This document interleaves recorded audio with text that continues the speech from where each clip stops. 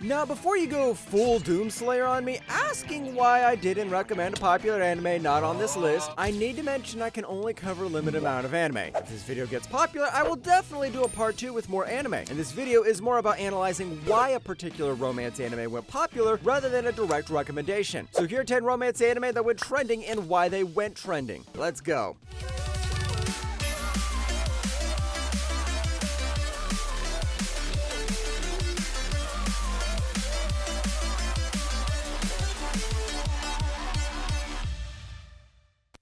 一つ忠告してあげる。今日見たことは忘れなさい。それと金輪際私に関わらないように。分かったのならはいと言いなさい。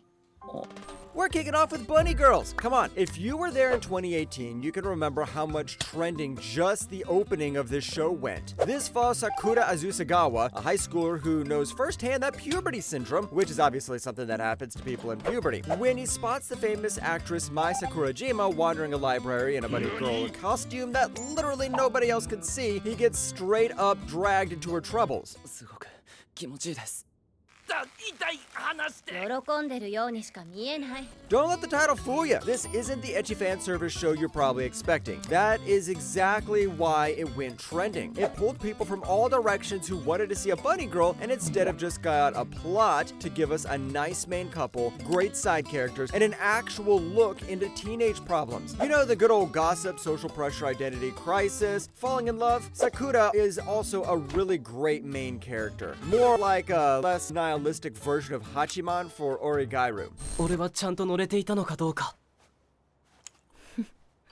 ちゃんと乗れてた。素敵だったよ。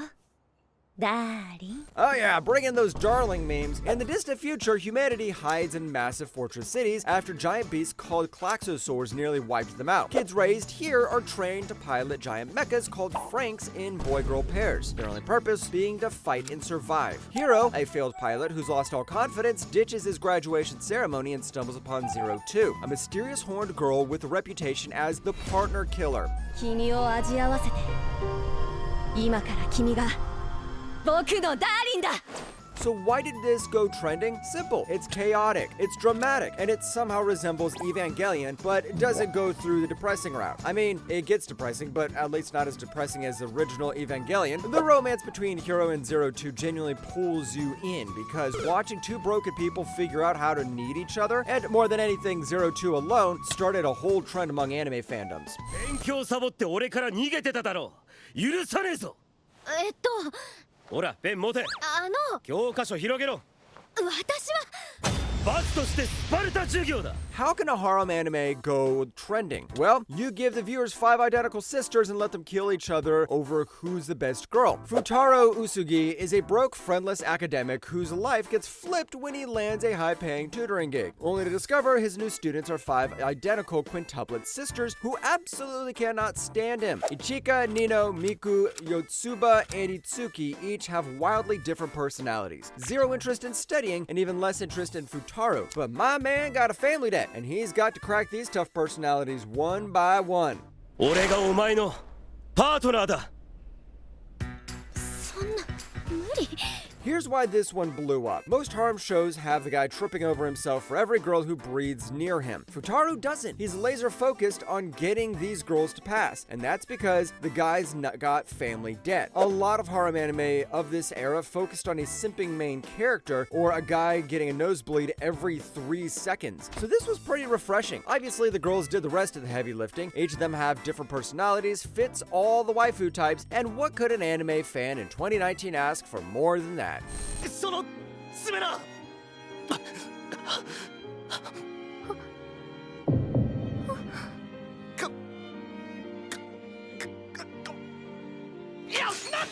Kaguya Shinomiya and Miyuki Shirogane are basically the power couple of Shuten Academy. She's the wealthy genius vice president, he's the top-ranked student council president. Everyone sees them as perfect together. Problem is, both of them have feelings for each other but are too proud to say it. In their world, whoever confesses first loses, and losing means weakness. So instead of just, talking like normal people, they wage an elaborate psychological war to make the other confess first. いや、俺と篠宮は別に付き合っていないぞ。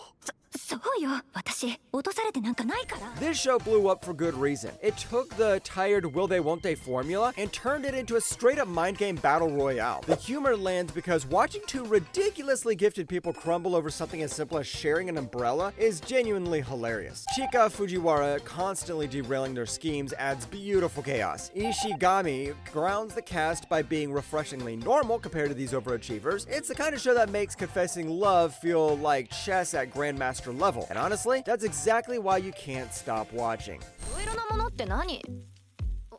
どうしようこれ。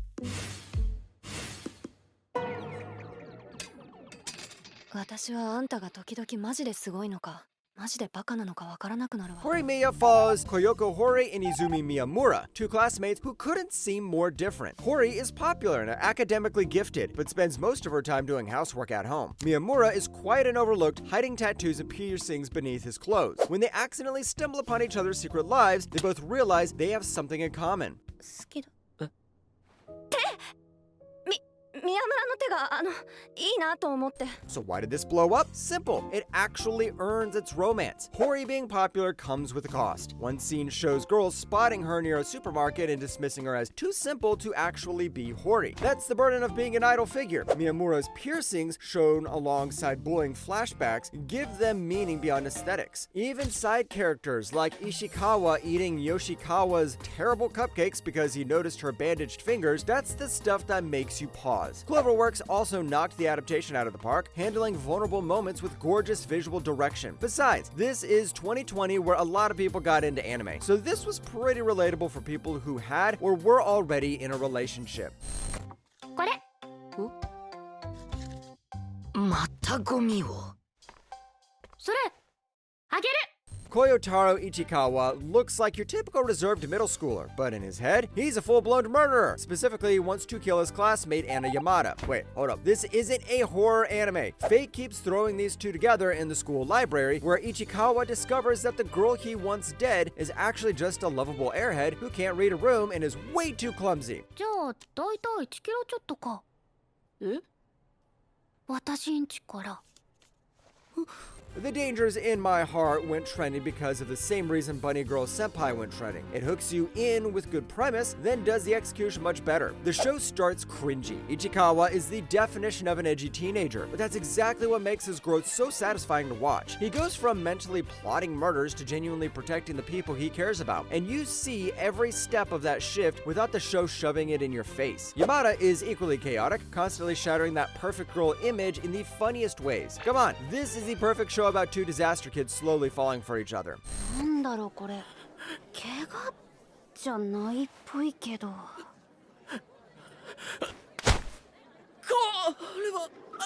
Wakata Gojo is the high schooler obsessed with crafting Hina dolls, but just like every guy with a secret hobby, he hides it. Then Marin Kitagawa, popular, gorgeous, and completely unbothered, stumbles upon his secret. Turns out, she needs his sewing skills for her cosplay hobby. Soon the two enter the cosplay biz, and Marin starts to fall for Gojo. うわ、もうどうしてここダイヤル変えてるんですか。それと。Oh, come on, this one was pretty obvious. Marin carried the entire show on her back. She was waifu number 1 back in 2021, and there was even a time she managed to turn Attack on Titan fans to keyboard warriors because of one dress-up darling episode surpassing Attack on Titan in community scores. Gojo is also pretty decent. The guy visibly loosens up episode by episode because of Marin's zero judgment attitude, and that progression keeps you invested. Overall, Best Girl Marin carried the show. 熱を測っておいてください。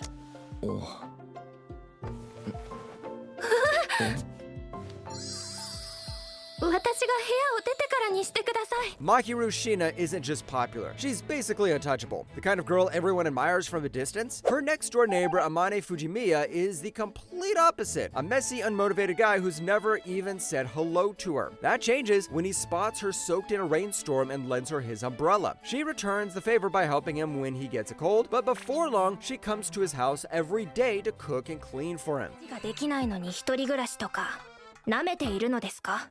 大体ですね、普段からこまめに掃除していればこんなことにはならないのです。 Just like Marin carried the dress-up darling popularity, Mahiru carried this anime's popularity. For me, personally, it was nice to see an actual calm and quiet girl with emotional problems instead of a screaming loudmouth tsundere. Besides, this scratches that itch of watching two emotionally guarded people slowly letting their walls down. Mahiru has daddy issues, Amane has his own problems, and more than anything, the romantic progression is super sweet.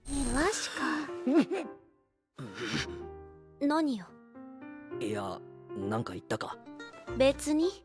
みっともないって言っただけよ。 Okay, this got trending because of 1, a Russian girl, 2, a tsundere, 3, the trailer showed feet. So this was probably the anime of the year for the feet crowd at least. Anyways, Aoya is a half Russian, half Japanese student counselor treasurer at Sairi Academy. Her classmate, Masachika Kuze, is a guy who plays gacha games and is lazy. As Aoya grows fond of him, she starts whispering her feelings in Russian, convinced he has zero clue. But turns out my guy knows everything she says. ちょっとロッカーから替えのソックスを取ってきてくれる？